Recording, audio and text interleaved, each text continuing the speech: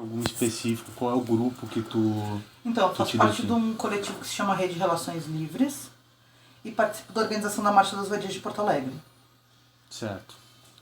E as relações livres, qual é o objetivo, a causa? Então, a Rede Relações Livres é uma rede que discute relações não monogâmicas, dentro de uma perspectiva feminista. E a Marcha das Vadias é um movimento, um evento feminista que ocorre anualmente. Então a gente faz organizações durante o ano inteiro para que esse evento ocorra. Tá, então a Marcha das Vadias é só um é um evento, não é um movimento social. Entendi. Ela é uma ocorrência que é organizada por pessoas de diversos movimentos sociais. E aí ao longo do ano a Marcha das Vadias acaba fazendo outros eventos de preparação. Palestras, debates, enfim, fóruns, shows, uma série de outras coisas. E há quanto tempo tu tá envolvido? Então, eu já militei em movimento estudantil, já militei em partido político. Eu sou militante de movimento social há 15 anos. 15 anos. Já militei em movimento estudantil, movimento de juventude, já militei em movimento LGBT, enfim. Tu te considera, se tu quiser responder, heterossexual? Não, eu sou bissexual. Bissexual. Tá. Qual é a tua formação? Eu sou formada em ciência da computação, mas eu trabalho com publicidade. Legal. Nada a ver uma coisa com a outra, mas... Não, acaba acontecendo isso, geralmente. Não conheço muita gente que trabalha na sua área. É mais comum conhecer pessoas que se formarem em uma coisa e trabalham em outra. É. E assim, qual é o teu envolvimento hoje? O que tu considera? É algo formal que tu tem com o grupo?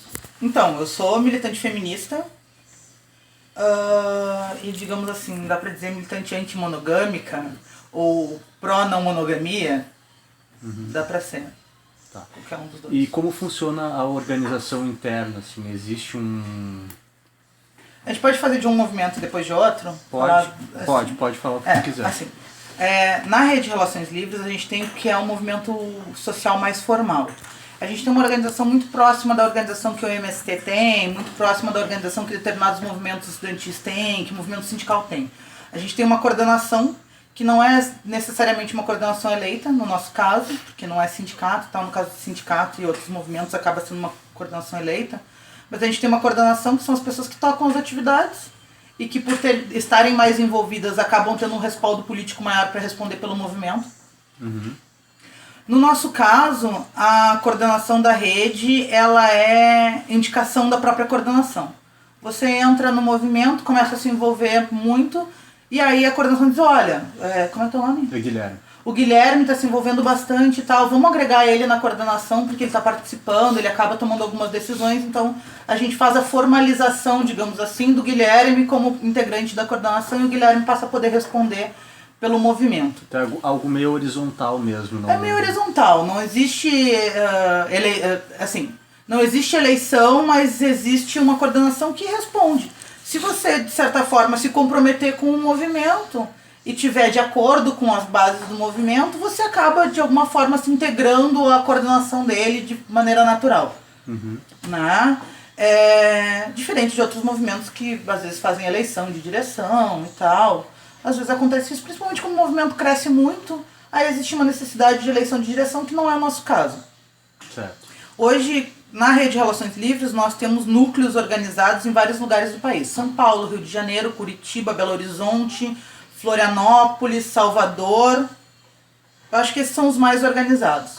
Então existem as coordenações locais, por exemplo, que são as pessoas que organizam as coisas localmente, que de certa forma fazem o esforço de se formar para poder responder às outras pessoas. Sim. Que acabam coordenando, por exemplo, as comunidades no Facebook, acabam sendo as pessoas que organizam as palestras, enfim.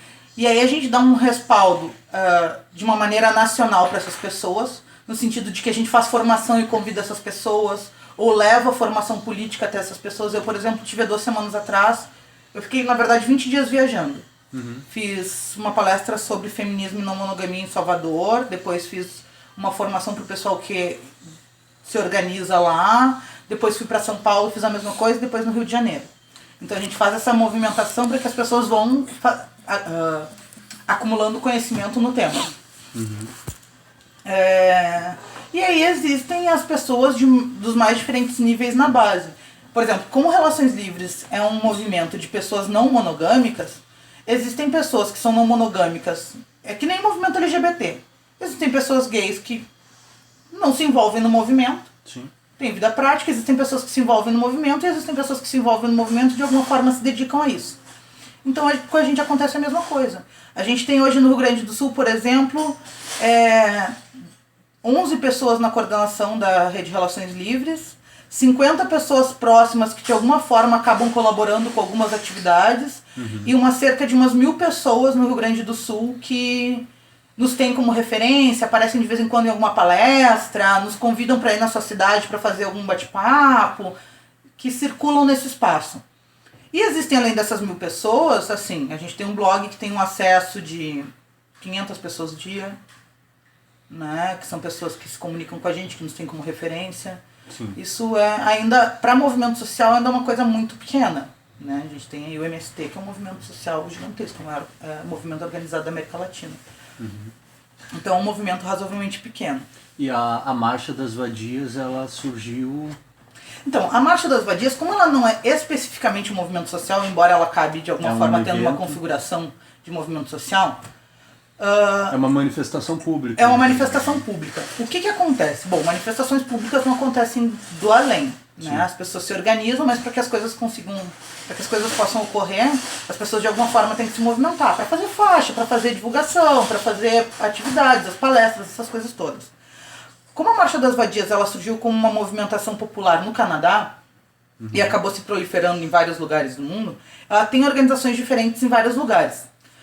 Como eu estive em Salvador, São Paulo e no Rio de Janeiro, a gente, pela Organização Nacional da Marcha das Vadias, a gente acaba se comunicando. Então, em Salvador, por exemplo, eu conversei com as meninas que organizam lá, no Rio de Janeiro eu conversei com as meninas que organizam lá. Em vários lugares a Marcha das Vadias ela tem organizações diferentes. Por exemplo, em Curitiba se formou um coletivo de organização da Marcha das Vadias. Aqui em Porto Alegre a gente não tem um coletivo de organização. Como é que a organização acontece? As reuniões são marcadas na reunião anterior. Então, fizemos uma reunião hoje, a gente já marca a próxima.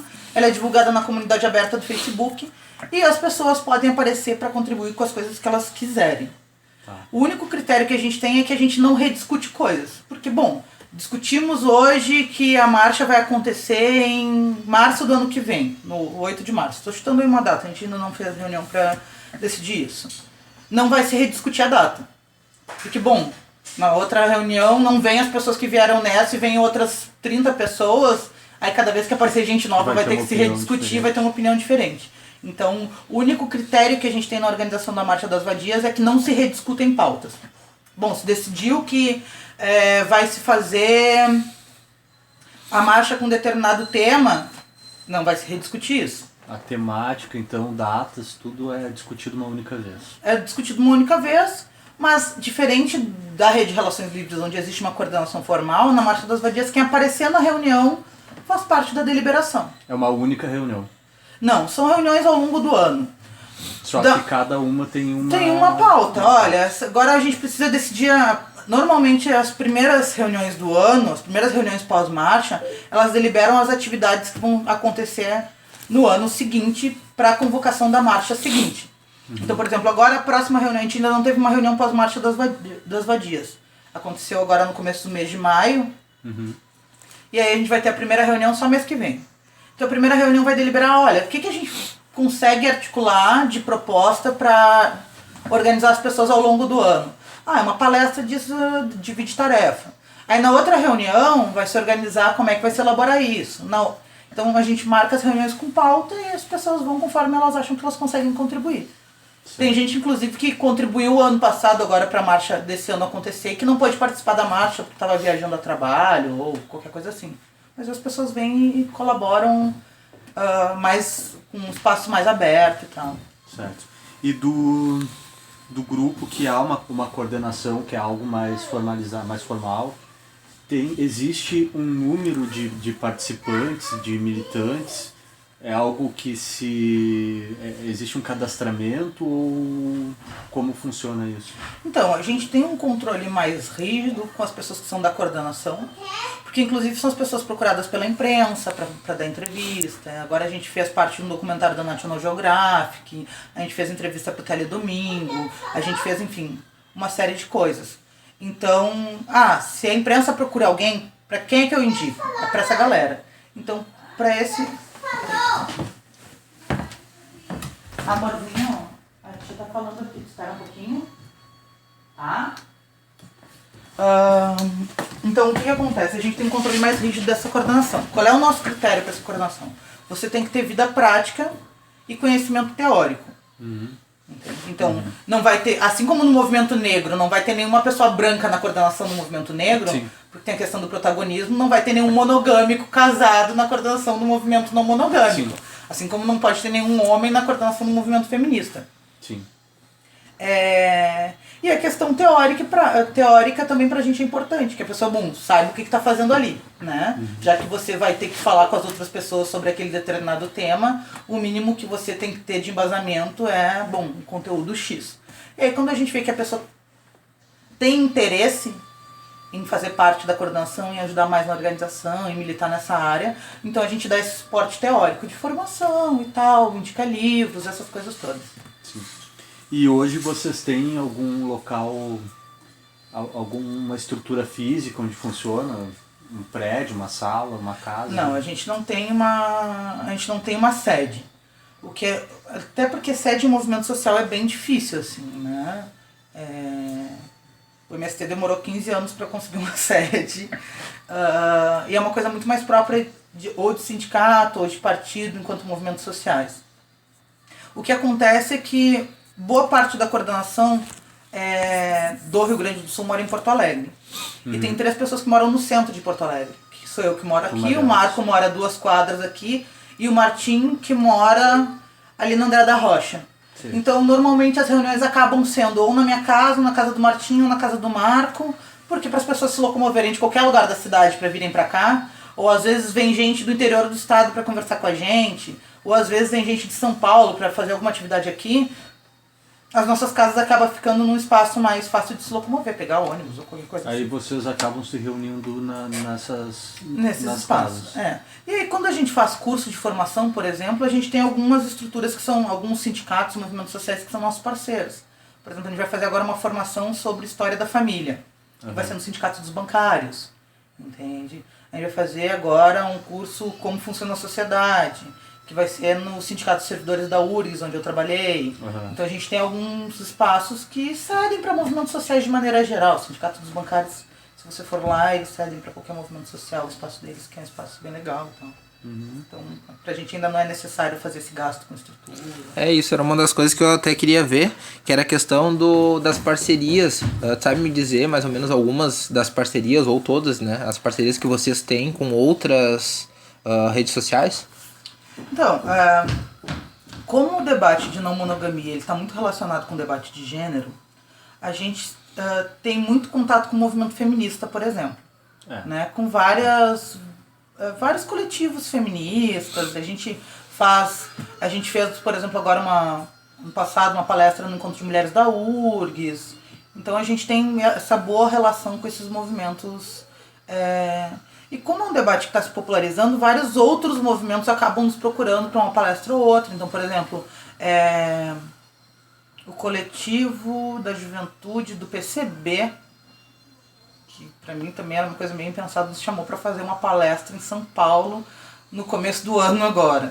Sim. Né? Então acaba pipocando um pouco o nosso assunto em alguns espaços e a gente acaba tendo isso. Fora que, assim, vários sindicatos acabam abrindo estrutura tanto pra gente quanto pro movimento feminista. A Marcha das Vadias, por exemplo, também não tem estrutura própria, exatamente por ser um evento. Mas, por exemplo, o Sindicato dos Municipários sempre abre espaço pra gente fazer cine debate, eles têm uma sala lá com material, com equipamento audiovisual, então a gente normalmente faz os cine debates lá. Cine bancários tem também. O Sindicato dos Bancários tem um cinema aqui na Andradas, que é muito legal, tem toda uma estrutura, então eles abrem pra gente. Casa de Cultura Mário Quintana não se deu espaço para reunião. Então a gente acaba tendo. Não falta espaço nessa relação de parceria. Então, digamos que a Marcha das Vadias ela é resultado de uma relação de rede mesmo. De rede. Então, a identificação de novos participantes acontece, tu já me falou, que não é algo muito formal, que se for para coordenar e vai se identificando na sequência, enfim. E a gente também tem uma identificação assim. A gente tem uma lista de e-mail na rede de Relações Livres, que é, por exemplo, é uma lista de umas 400 pessoas que estão sempre vindo.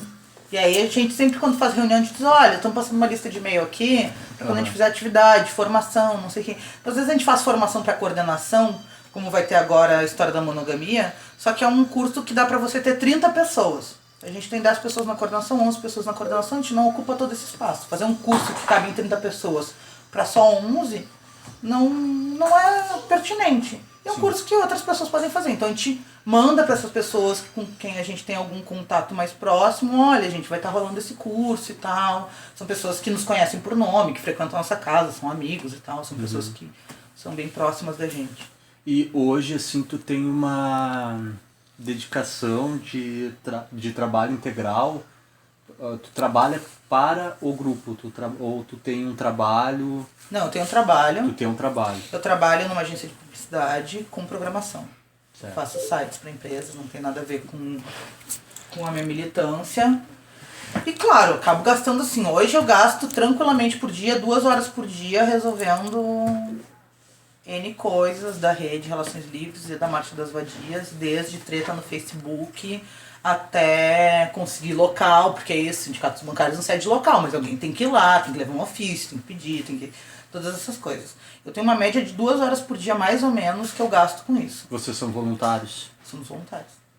E a rede de Relações Livres, ela tem um CNPJ? Como é que funciona isso? Não tem CNPJ. Também é assim, movimento social para ter CNPJ, só se você de alguma forma organizar, vale a pena para um movimento social ter CNPJ, se você de alguma forma organizar alguma maneira daquele movimento social ter algum dinheiro, algum fluxo de caixa. Captar recursos, que seja venda de bolsinha da Marcha das Vadias, quer fazer lá alguma coisa para... Porque Marcha das Vadias, por exemplo, a gente gastou esse ano R$400 com material. E do bolso das pessoas. Contribuição voluntária. Contribuição voluntária. Né? Então, pra gente valeria a pena ter um CNPJ, que dá um gasto. Ter um CNPJ também dá um gasto mensal, porque você tem que ter que pagar contador, você paga uma grana pra abrir o CNPJ e tal. Pra gente valeria a pena se, por exemplo, a gente fosse desenvolver um projeto social relacionado ao debate de gênero e a gente precisasse fazer um fluxo aí de R$1.000 por mês, de R$2.000 por mês, pelo menos. Senão não vale a pena você ter um CNPJ. Como a Rede de Relações Livres não faz coisas cobrando, por exemplo, né? Ou a gente, vai para algum lugar dar uma palestra, se eu for só para Salvador, só para dar palestra, beleza, galera, eu vou, mas vocês pagam minha passagem, eu vou ter que me hospedar em algum lugar. Mas eu não cobro pra dar palestra. Olha, pra mim chegar e dar palestra, eu quero R$500. A gente não cobra pra fazer as palestras. Sim. Então, não tem necessidade de abrir um CNPJ por enquanto. Assim. Não que a gente seja contra que as pessoas tenham um fluxo pra militar. Né? Já dizia um amigo meu, anarquista antigo, que quem faz voto de pobreza é padre. Sim. Né? Militante pra militar em movimento social precisa se sustentar, precisa comer e tal. Claro, eu tenho uma facilidade que eu posso trabalhar na agência, às vezes pego um projeto que eu vou programar 2 semanas. Para agência de publicidade não faz diferença se eu vou programar 2 semanas em casa, dentro da agência, ou se eu vou programar 2 semanas em Salvador. Sim. Entende? Tem flexibilidade. Tem uma certa flexibilidade ganhando para trabalhar. Então eu posso viajar, eu posso ir para São Paulo, posso passar 20 dias fora que nem passei, trabalhando e militando e não tem muito problema para mim. Se porventura tiver alguém que seja muito bom fazendo alguma coisa, que vá dar os cursos ou qualquer coisa assim, e que não tenha essa disponibilidade, valeria a pena pra gente ter alguém liberado, tipo, cobrando R$20 a entrada. Por enquanto a gente ainda não precisou. Mas, enfim, se daqui a pouco tiver gente pedindo palestra em 15 lugares no Brasil, custo de viagem, hospedagem, essas coisas acabam sendo... E tu tem alguma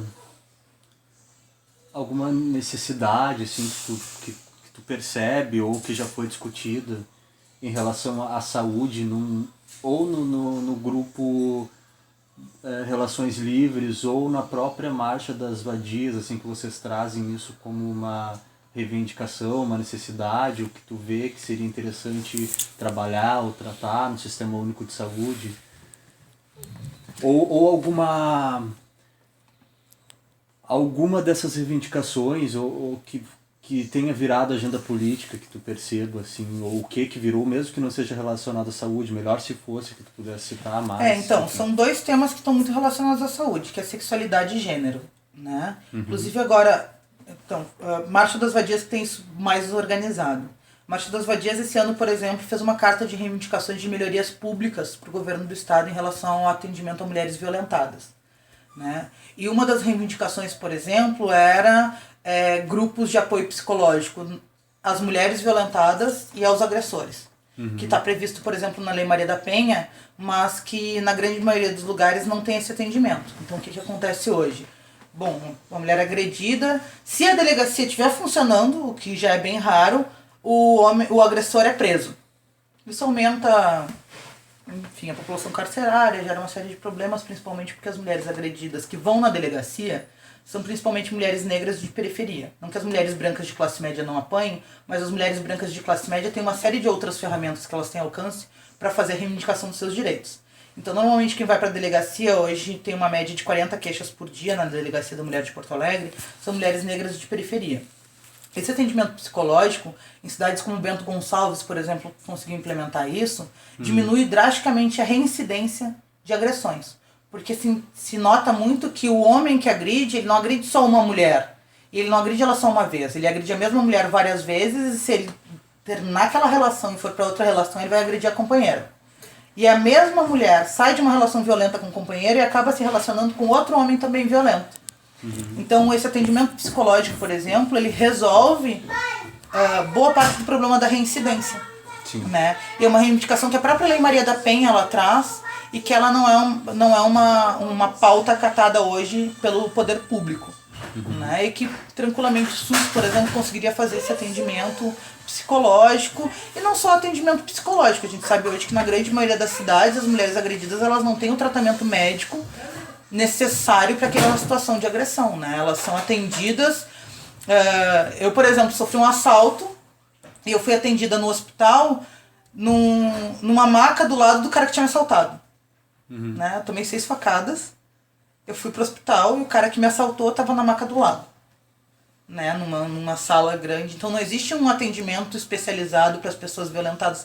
Claro, o meu caso não era violência doméstica, mas assim, imagina o constrangimento e o problema, o medo de uma mulher que é agredida pelo marido, que de alguma forma o marido é ferido e ela é levada para o hospital para ser atendida na mesma sala que o agressor. Né? Então ainda tem essa problemática do atendimento de saúde às pessoas violentadas e tal. A questão do aborto também, qual é o posicionamento? A questão do aborto também é uma pauta importante, que ano passado foi a pauta da Marcha das Vadias aqui de Porto Alegre e do Brasil todo, porque teve a vinda do Papa para o Brasil ano passado. Então nós marcamos a Marcha das Vadias no dia que o Papa faria a fala dele no Encontro Mundial da Juventude Católica, né? Porque a questão do aborto é assim, uma questão de saúde, não importa se você é favorável ou contra, ele acontece. Bom, o que você faz depois que aconteceu? O que você faz para garantir que não aconteça e não gere uma quantidade absurda de mortes? Né?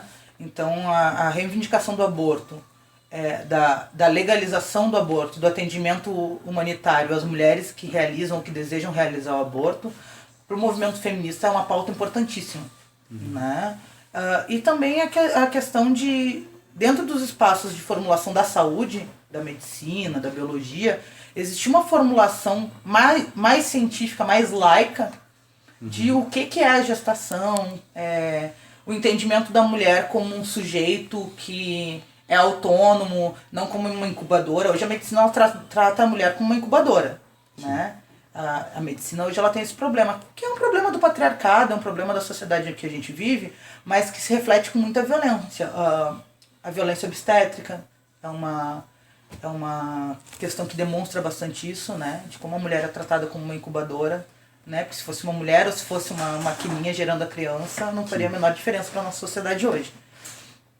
Então são todas questões que remetem à área da saúde, principalmente a violência obstétrica, que ano passado tiveram uns casos bem pesados de violência obstétrica, né? Então, e claro, atendimento prévio às mulheres, né? Hoje você tem, e sempre teve uma quantidade absurda de jovens tendo filhos sem nenhum preparo de saúde para atendimento dessas crianças, para o atendimento da gestação, tal, também é uma pauta do movimento feminista.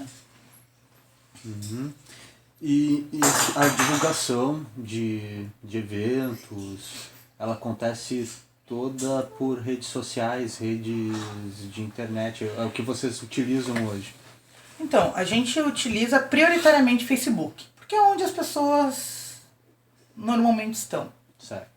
Mais pessoas de classe média e tal, mas é o público que a gente de alguma forma consegue atingir, até porque você fazer material impresso é uma coisa que demanda dinheiro, né? E para 2 movimentos sociais que não tem uma renda própria, bom, a gente fez ano passado, esse ano a gente não conseguiu essa façanha, mas ano passado nós fizemos 5.000 folders coloridos para a Marcha das Vadias, também R$200 tirado do bolso das pessoas. Sim.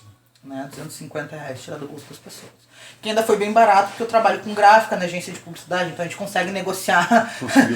Né? Claro que eu tenho muitos clientes, então a gente consegue mandar para gráfica com certo desconto.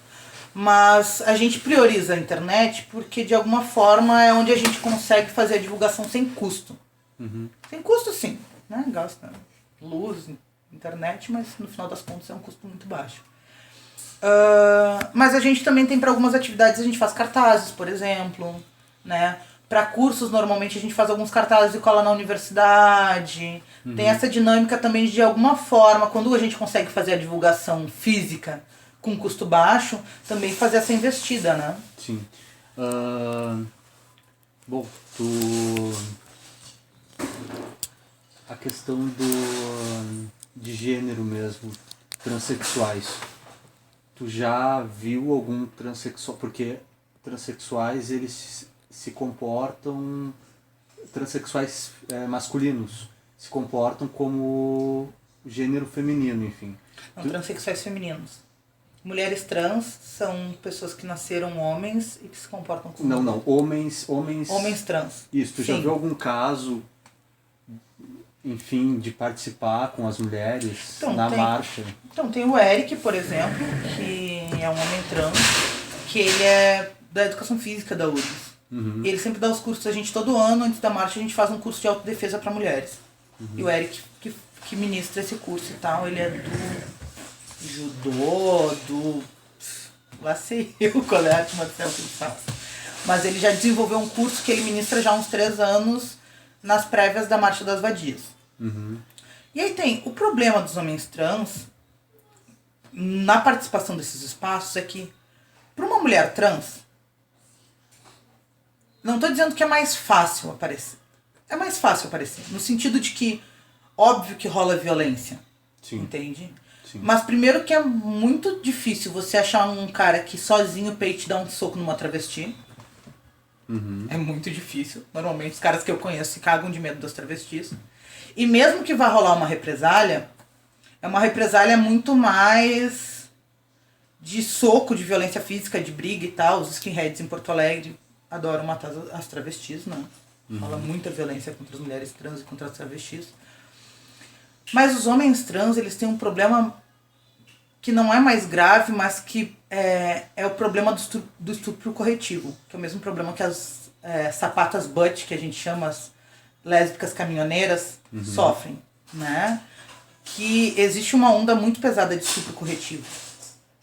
Então, quando um homem trans ele tem uma passabilidade razoável, passabilidade o movimento trans chama de você ser não ser identificado como trans, mas sim ser um homem trans, você olhar pra ele e não dizer que nasceu mulher, entende? Sim. Aí o pessoal trans usa o termo passabilidade, você é passável, né? Um homem trans que tem passabilidade, ele não sai dizendo que ele é um homem trans.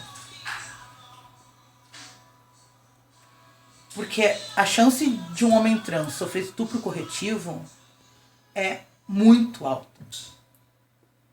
Porque infelizmente a nossa sociedade, ela não trabalha com gênero só como uma questão de autoidentificação. Uma sociedade, ela trabalha com gênero como uma questão de identificação social. Sim. A identificação social de gênero diz: pessoas que têm vagina são inferiores a pessoas que têm pau. Um cara que se sente ofendido com uma pessoa que não se identifica com um gênero designado, ele vai querer bater num cara que virou mulherzinha. Mas como ele tem uma relação de superioridade a pessoas que têm vagina, é mais possível que ele queira estuprar um homem trans do que uma mulher trans. Porque ele enxerga, como ele tem a lógica tradicional de gênero, ele enxerga a mulher trans como um cara que se veste de mulher, então é um cara. Se eu comer um cara, eu vou ser gay. E enxerga o homem trans como uma mulher. E aí ele quer corrigir aquela mulher. Sim. Né? E acontece isso muito mais forte no Oriente Médio, por exemplo, principalmente com lésbicas, inclusive com lésbicas que não aparentam ser lésbicas, né? Em países menos desenvolvidos economicamente, onde a desigualdade social é muito pesada. Isso é uma violência muito recorrente, estupro corretivo. Então é muito difícil você ver homens trans que cheguem dentro dos movimentos sociais e digam: eu sou homem trans. Né? Porque a chance da violência do estupro é muito alta. Sim. As lésbicas em si, e tem ocorrido bastante. Eu não sei se tem tido mais denúncia porque tem ocorrido mais, ou mais denúncia porque tem tido mais espaço para se denunciar. Isso é uma coisa que não tem como você saber. Sim. Porque não tem como você levantar os dados anteriores. Mas tem casos, assim, tem pipocado casos de estupro corretivo em vários lugares no Brasil. E a mídia não divulga. Assim como a mídia não divulga quando uma travesti é morta, a mídia também não divulga estupro corretivo. Aliás, a mídia não divulga nem em caso de violência doméstica, só quando umas coisas bizarras, tipo a menina, vai ter ato amanhã, inclusive, da menina que o cara espancou, colocou fogo, atirou fogo na casa, jogou a menina no terceiro andar, e aí os filhos da menina morreram, não sei o que, deu todo um estardalhaço, aí a mídia divulga. Mas na maioria dos casos, as 40 mulheres que vão pra delegacia da mulher todo dia... Sim. É que isso não vai ter um retorno, talvez, financeiro, né? Que se espera. Tu quer perguntar mais alguma coisa? Na verdade, eu queria ver se vocês têm algum... Assim, vocês simpatizam com algum partido ou têm participação em algum partido político, aí já na parte política mesmo. Então, quanto ao movimento social, e aí existe uma diferença muito grande nisso, as pessoas do movimento social elas podem vir das mais diferentes vertentes. Né? Sim. Qual é o objetivo do partido político? O objetivo do partido político é, de alguma forma, centralizar e trocar experiências de pessoas que vêm de diversos movimentos sociais. Né? As pessoas se reúnem no partido político para deliberar quais são as demandas e tal. O movimento social é o contrário. As pessoas vão para o movimento social e a pauta delas lá não é a troca de experiências. É movimento social feminista. Esse aqui é o objetivo, é a igualdade de gênero. Então as pessoas vão pra lá, por exemplo, assim, tem gente de tudo que é partido político. Tem gente antipartido, tem gente que se alimenta de sol, tem gente, zen, ateu. Dentro de movimento social, normalmente as pessoas elas abrem um pouco mão das demais organizações, porque elas estão ali discutindo uma pauta específica. Então, por exemplo, tanto na Reli quanto na Marcha das Vadias, tem gente de tudo que é lugar. Né? Tem gente que veio, nossa, né? Na Marcha das Vadias tem gente do PSOL, do PSTU, do PCdoB, tem uma mina do PP, tem gente, tem anarquista, tem individualista, tem social capitalista, tem tudo que se possa imaginar, né? Claro que é mais tradicional que você, dentro do movimento de reivindicações sociais, você não tenha pessoas que apoiam o processo onde a sociedade... Amor, a tia tá conversando. Não pode, agora não. Dentro de movimentos sociais que questionam a sociedade, é pouco provável que você tenha pessoas, por exemplo, de partidos que acham que a sociedade tem que ficar do jeito que tá. Sim. Então, assim, alguém do... A tendência é ir contra o sistema mesmo. Contra o sistema mesmo. É muito difícil você ter uma feminista dentro de um partido de direita, embora tenha essa mina do PP que aparece de vez em quando na Marcha das Vadias nas reuniões, entende? Tipo, que é do mesmo partido do cara que fez o Estatuto do Nascituro, por exemplo, que é uma coisa que a Marcha das Vadias é contra. Sim. Mas, assim, os seres humanos têm as mais diversas incoerências, entende? Você tem marxista cristão, anarquista capitalista, capitalista ecologista, feminista anti-aborto. Sim. Tem um grupo de skinheads gay, de nazistas gays na Rússia, entende, gente? Então, tipo assim, não precisa ter sentido. Sim. Sim. Tá, então, assim, ó, e relações livres. Lá tem homens, tem mulheres de todas as orientações sexuais, digamos assim. Uhum.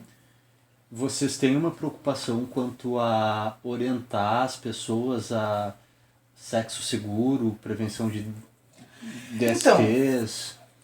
O debate que a gente faz sobre prevenção de DSTs é o mesmo debate que se faz em grupo de solteiros. Tem uma galera que até se vocês estão entrevistando uma galera legal de movimento social, é massa de conversar, que é os caras que organizam o núcleo de solteiros de Porto Alegre. Uhum. A orientação que a gente faz com eles em relação com as pessoas que chegam à volta da gente em relação à saúde é a mesma orientação que o grupo de solteiros faz. Olha, cara, camisinha todo mundo tem que usar. Pode é isso. Transar com milhões de pessoas. Porque o comportamento sexual que a gente tem é o mesmo comportamento sexual de um solteiro. Sim. Com a diferença de que a gente estabelece relações com vínculo a longo prazo, blá blá blá. Tu já teve uma relação a longo prazo com um vínculo mais, digamos, então, morar junto ou coisa assim? Eu tenho várias relações de longo prazo. Eu tenho o Marcelo, que é meu companheiro, que mora aqui nessa casa. Ele mora aqui? Mora aqui no outro quarto. Esse é o meu, aquele é o dele e aquele ali é o da minha filha. Tá. Eu tô com o Marcelo lá há 5 anos. Legal. Eu tenho um companheiro que eu tô com ele desde que eu tava grávida da minha filha, faz 9 anos. Eu tenho uma outra relação que tem 2 anos. Então, assim, eu tenho relações... E vocês se reúnem, tomam um vinho, sei lá, batem um papo? Batemos papo. O Marcelo é da organização da Rede Relações Livres também.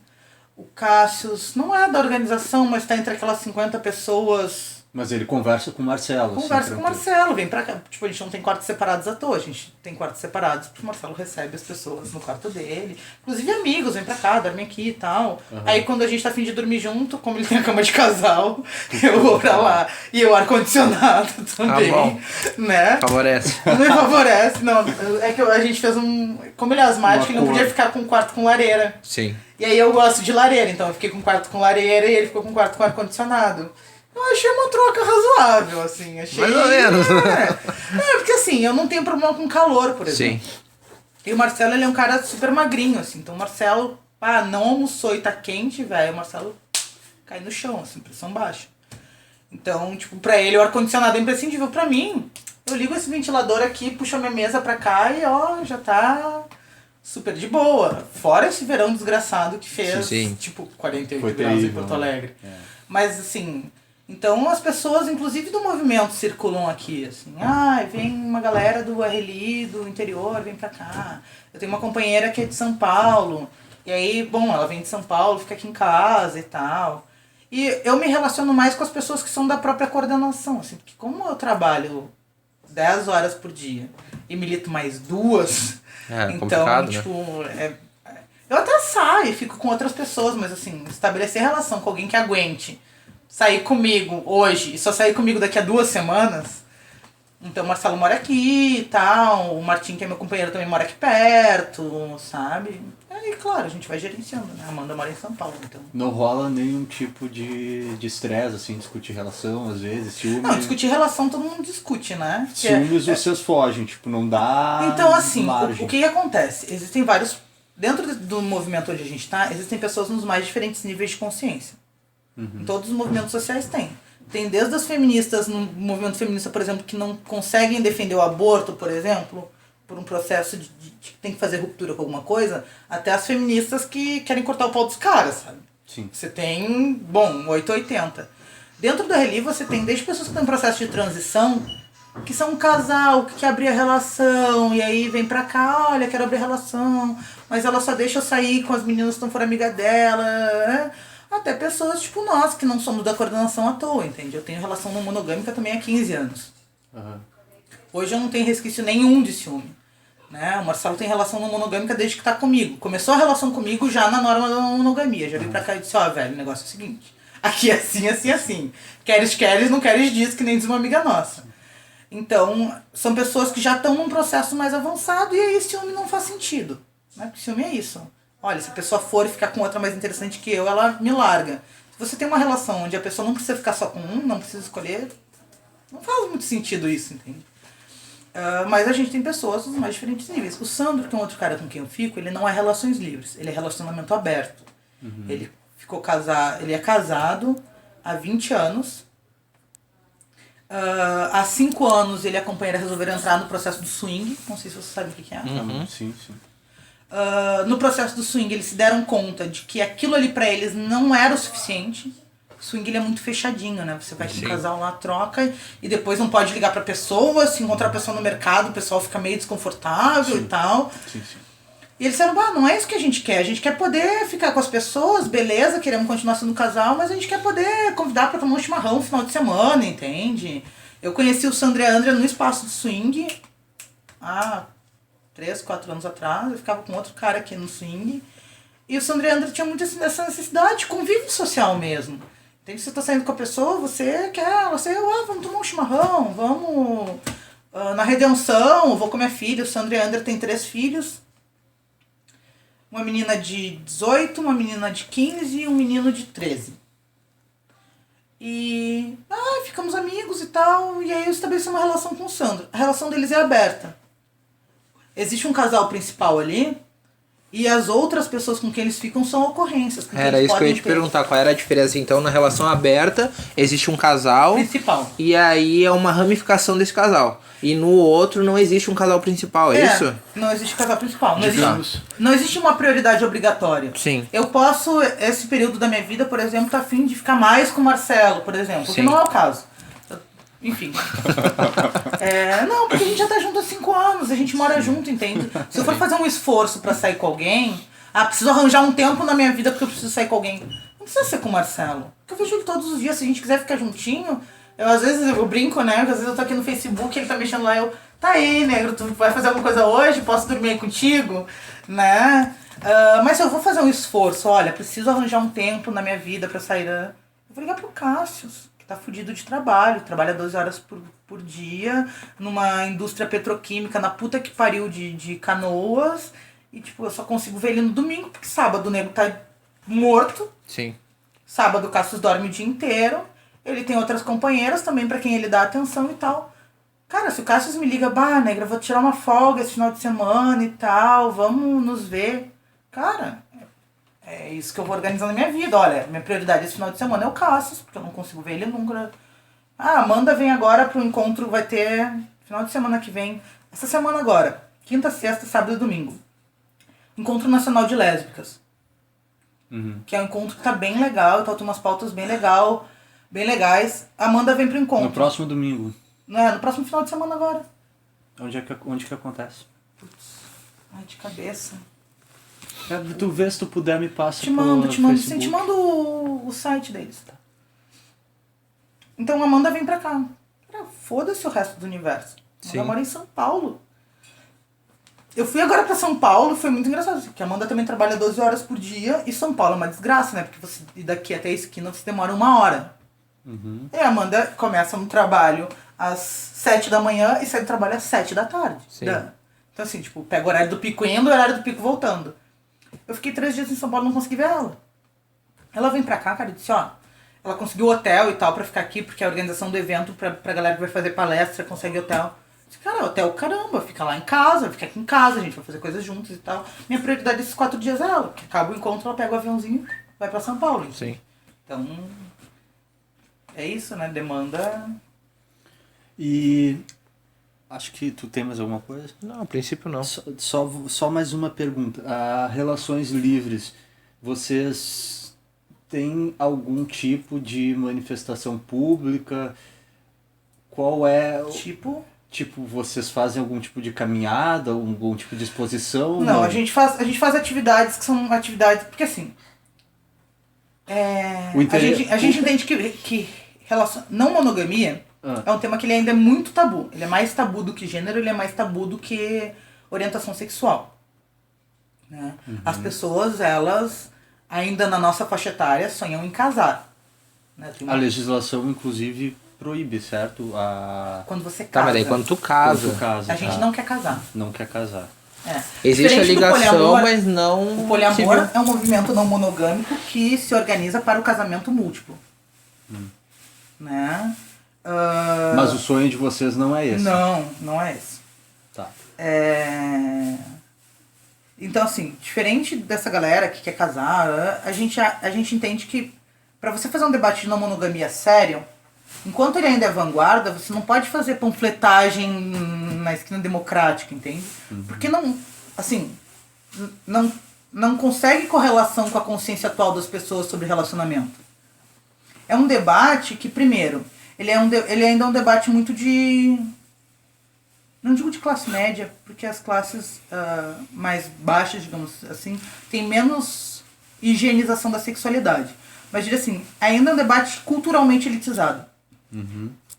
Então, pra gente, vale mais a pena. E a gente também, assim, embora eu seja contra a monogamia, que as pessoas casem, eu não vou pra porta de igreja fazer piquete, entende? Quer casar, velho? Foda-se, entende? Qual é o nosso objetivo? É conseguir dialogar com as pessoas que já sentem um desconforto com a monogamia. E por incrível que pareça, a gente é muita galera. A gente fez um evento em São Paulo em novembro do ano passado. Novembro, final de semestre de universidade, uma desgraça. Divulgado com no máximo uma semana de antecedência. A gente teve que dividir a palestra em duas. A gente lotou 2 vezes o mesmo auditório. A gente teve 100 pessoas numa atividade e 100 pessoas na outra. Né? Então é muita gente. Então o nosso objetivo inicial não é fazer coisas mega públicas, panfletárias, estilo PCO da vida, que fala um monte de coisa que é legal, mas que não dialoga nada com o que as pessoas têm na cabeça. Sim. Nosso objetivo é fazer coisas mais privadas. Então o que a gente tem hoje? A gente tem um blog. Na verdade já virou um site e tal, mas tem um formatinho de blog, onde a gente divulga os textos, as atividades e tal. E a gente faz atividades públicas abertas de vez em quando. Por exemplo, teve a sexóloga, não sei se vocês conhecem a Regina Navarro Lins. Não. Bom, a Regina Navarro Lins é uma sexóloga que tem aí 35 anos de experiência em terapia de casal. Ela trabalha já com o processo de crise das pessoas com monogamia. As pessoas que casam e aí descobrem o swing depois. Casam e aí... tem 2, 3 amantes ou 2, 3 amantes e entra em crise porque gosta do amante, gosta do marido, gosta do outro amante, gosta do colega de trabalho. Ela trabalha com esses dilemas e tal. E ela faz um trabalho super bom. Ela tem aí 4 ou 5 livros. Ela tem inclusive um livro. Deixa eu ver se eu tenho ele aqui. Eu não tô com ele aqui. Que é o livro do amor. Que ela fez um levantamento histórico de todo o processo do que é o amor para a civilização, desde a pré-história, como as pessoas se relacionam com amor e casamento. Então, ela é muito bom. A gente fez uma atividade com ela na usina do gasômetro, por exemplo. Foi uma atividade grande. A gente fez com o Alexandre Kuller, que é o cara que estudou as sociedades matriarcais. Ele foi para a China e ficou um tempo lá na comunidade dos Mussus, que hoje é a maior sociedade matriarcal que existe no mundo. Eles têm uma população de 20 mil habitantes, que é gente pra caramba. E eles ainda têm uma organização matriarcal, diferente das organizações matriarcais que a gente tem nas tribos aí de 300, 400 pessoas. Eles são um lugar onde tem celular, tem internet, tem uma série de coisas e tal. Então esse cara foi lá estudar. Ele é argentino, teve aqui no Brasil, uns 2 anos atrás, a gente conseguiu fazer uma atividade com ele. Aí fez na economia da URGS, uma atividade com ele aberta e tal, com 2 pessoas. Então nossa movimentação pública é um pouco mais nesse sentido. Entendi. Então tá, tu quer acrescentar alguma coisa? É isso? Não, é isso. Então tá bom. Obrigado.